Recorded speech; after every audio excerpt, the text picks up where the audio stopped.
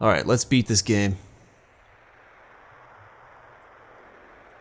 I've already got all the items from everybody. Let's get going.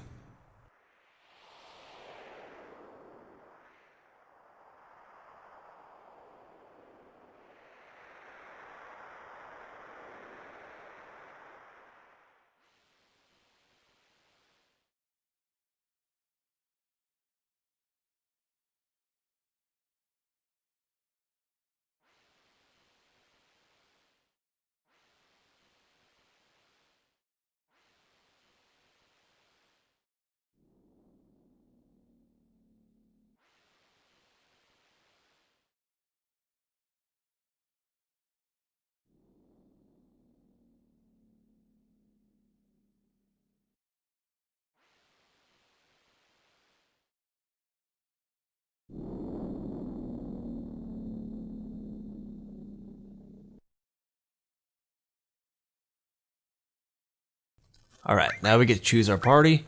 I've already gone ahead and switched all the materia off of Red 13 to Tifa, so that is the party I want to go with. Tifa, Barret, and Cloud.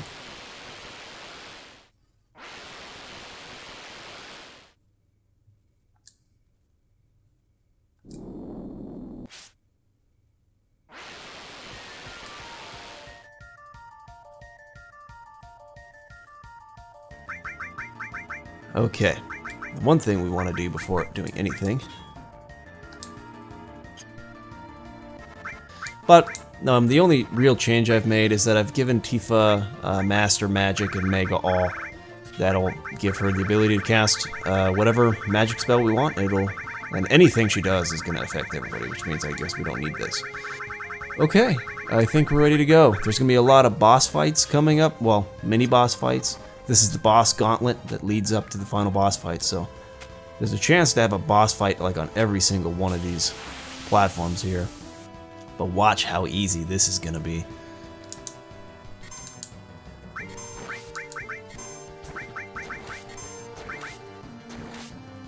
Yeah, that's all there is to it.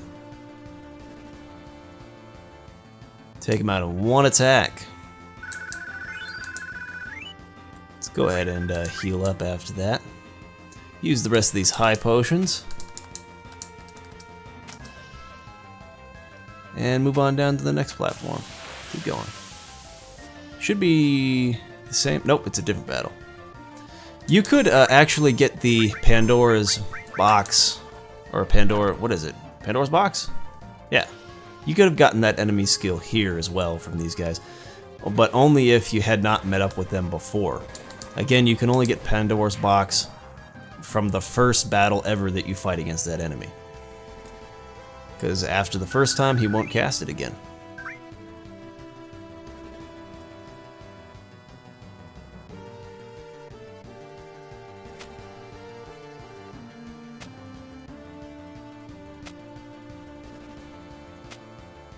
Are we going to make it all the way down without another boss fight? Oh, one more.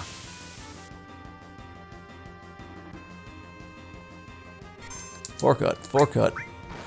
Mime.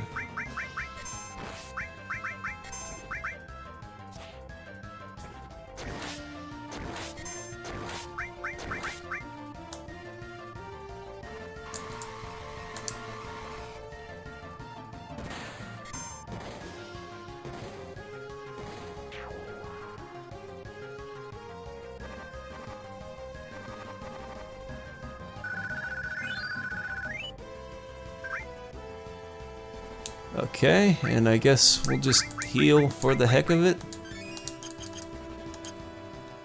Okay, we're gonna have a Genoa Battle up here. For this battle, just letting you know ahead of time, if you cast Knights of the Round, it's going to give Sephiroth, I believe, his second form. It might be his first, but I think it's his second. It'll give his second form 50,000 more HP, so if you want to make the boss fight slightly harder, go ahead and cast Knights of the Round. If you don't want to make it harder, then don't do it. It's not like we need to at this point. All we need to do is forecut, mime, forecut.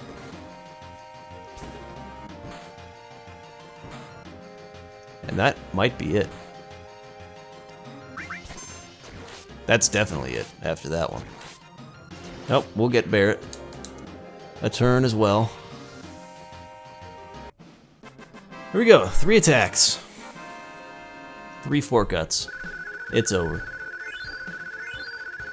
That's a lot of experience, holy crap. Are you kidding me? Still going.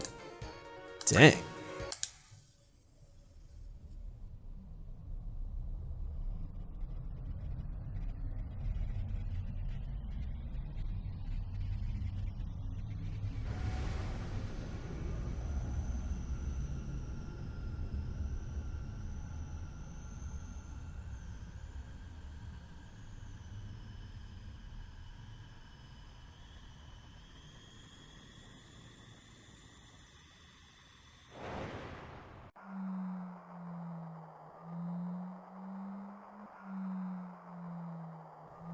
Whoa, what the fetch happened to the...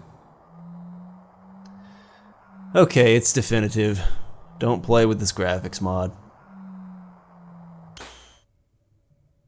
There we go. That was weird.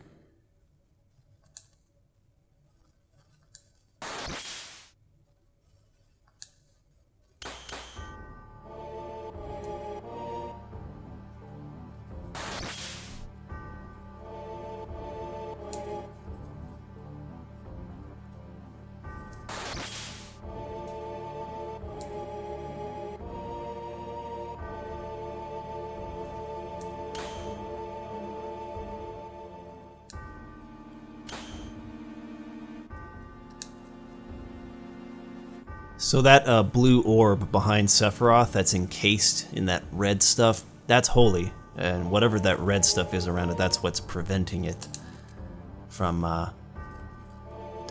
there we go. That's what's preventing it from taking effect.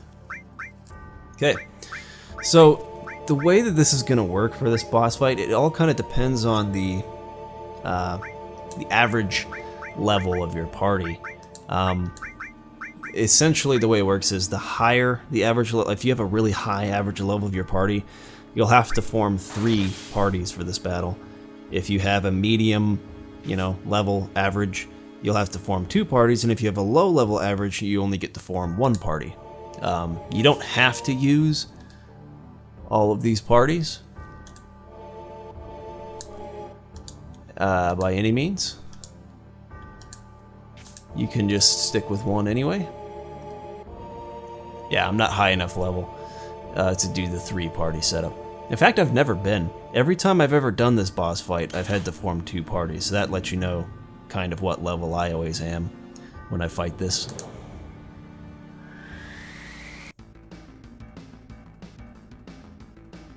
Alright, awesome final boss music. I love this music.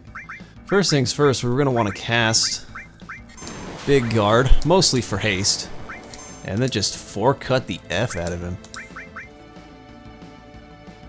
There's a bunch of different parts to this boss. The core, the center, is the one we actually gotta kill. The other parts he can recover and grow back. But you can't really attack the core until you've killed the other parts.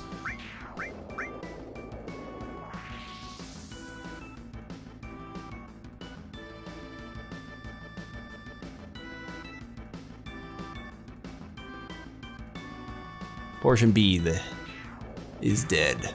Okay, so every time that happens, you'll get an option to check on the other party member, the other party you created or not. I'm not going to, just because I want to stay with this party. But if you had equipped them and you want to use them, go for it.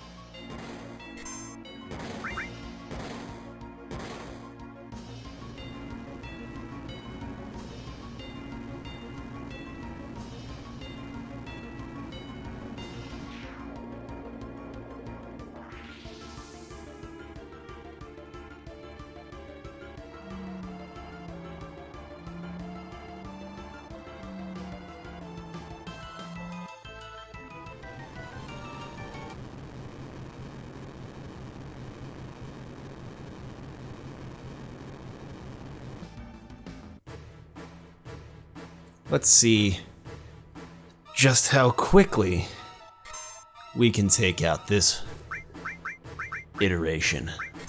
4-cut.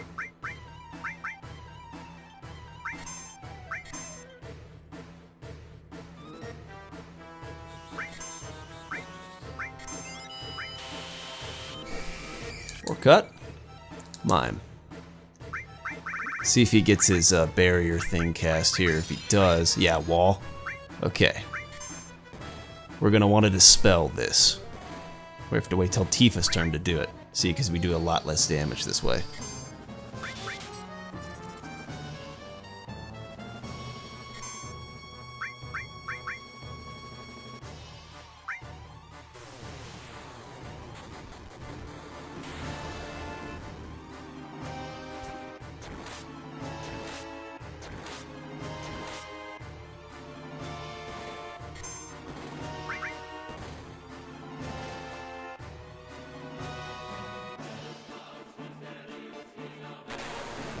Oh, is he dead? Oh, fetch. Alright.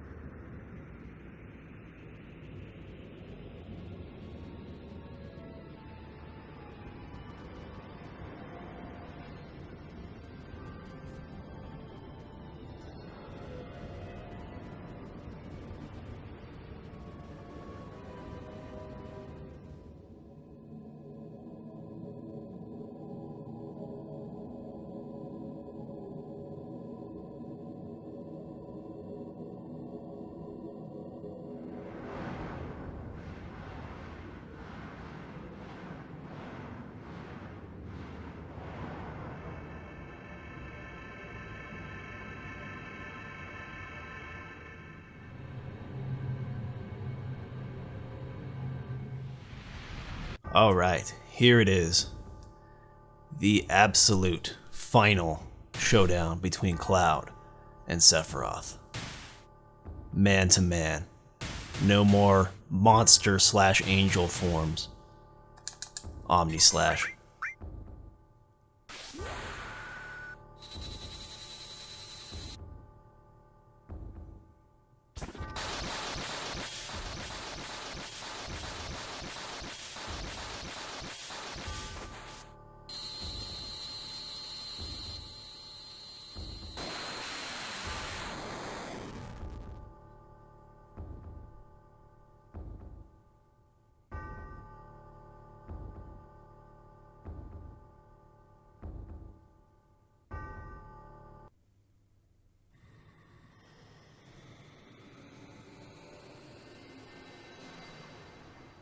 I cannot tell you how absolutely pumped I was when I saw that for the first time. I thought that was the coolest ending to a boss that I had ever seen, and it may still be to this day.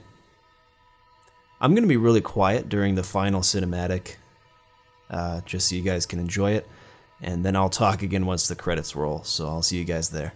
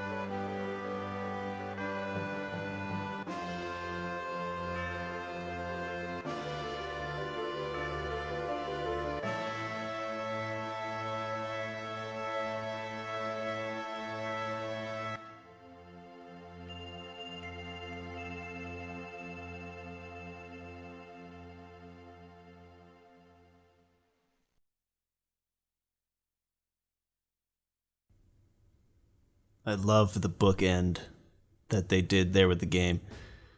Very first shot of the game, you look right at Aerith's face as the camera kind of pulls out and shows Midgar. Last shot in the game, you're pulling out of Midgar, there's Aerith's face again.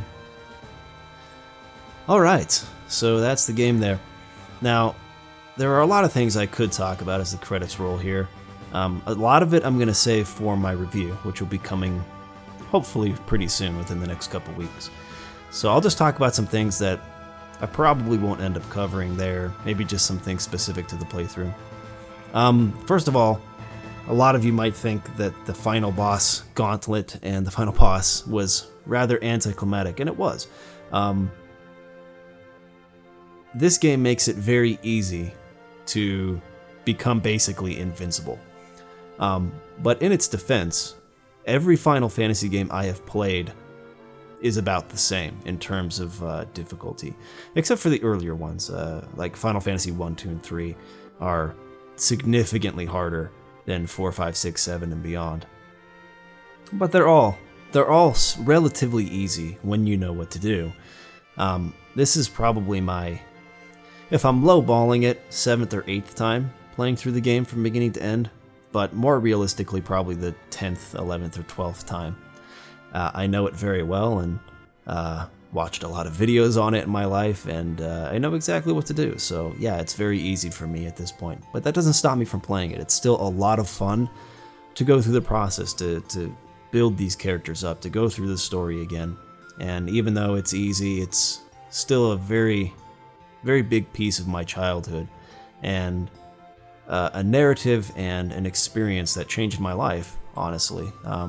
Kind of shaped and directed me on a path that led to where I am now as a filmmaker and a storyteller. So anyways, I guess I wanted to talk a little bit about the graphics mod that I used for the playthrough. For the most part, I really like it because it is truer to the original concept art and the look for the game that I think this game was meant to have. If you look at those cutscenes, FMV cutscenes, especially that one we just watched there at the end, you look at the proportions of the characters and the way that they look there, that, I'm convinced, when you look at the concept art, it was the look that they wanted to have for this game. That they didn't have because this game started production on the Nintendo 64. Early builds of the game and planning and that sort of thing. It was originally supposed to come out in the N64, but they switched to the PlayStation because of its larger memory, because the game was going to be very long, and they wouldn't be able to fit it all on a cartridge. And any game that released more than one cartridge was going to be way too expensive. So anyways, the switch over to the PlayStation, I think, put them behind and made it so that they were not able to take full advantage of the engine that they were building. And the graphics ended up looking the way they did because of that. So I like the graphics mod for the upgraded models, the ones that look more like the cutscenes. I think it makes the look much more consistent. However, there are a lot of things that don't work. And that kind of was distracting. So overall, I would say it was a fun thing to do once, but I probably won't do it again. Next time I play through this game, it'll probably just be the original PlayStation version, the way it came out, and I'm fine with that. Glad I was able to do this all the way through at least once, though. What else did I want to talk about? Trying to see if there's anything that I'm not gonna mention in my review anyway, but you guys can just ask questions in the comments. Questions about the playthrough, questions about my experience with the game in the past, and have a discussion about it. Oh, one thing I did want to mention is that this is the most expansive and definitely the last walkthrough I'm ever gonna do on this channel. Coming through this was pretty eye-opening for me. I had a lot of complications along the way, and I also just kind of found out through doing all the episodes, it's like, this is just not something that's for me. Doing, video walkthroughs, that is. It's just, I don't think this was bad by any means. In fact, I think this walkthrough was actually pretty good. I made mistakes here and there along the way. I think everybody does. I mean, no walkthrough is perfect, but I just think that where I shine as a creator is in more of the video analysis and reviews and giving my thoughts and opinions on games versus walking you through step by step an entire game from beginning to end. It just takes way too much time. It's way too much work. I don't have the schedule that allows me to do that, and also the other kind of video on this channel I want to do, which is the analysis.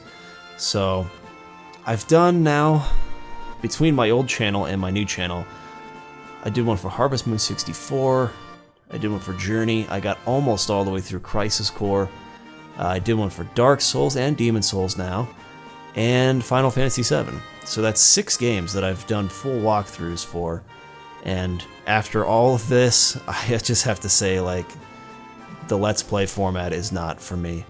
So you can look forward to much better content, much more passionate content, I think higher quality and more professional content coming to this channel in the form of analysis, reviews, and lists. I'm going to try and release one video every week from now on, and it will fall underneath one of those formats. If you have any questions about that specifically, go ahead and let me know. But I wanted to do a walkthrough for Chrono Trigger, and I wanted to do a walkthrough for Dark Souls 2, but that's just, I'm sorry, it's just not going to happen. It's just not something I have the time to do and that I'm really willing to do on this scale. One more scene, I'll be quiet for this.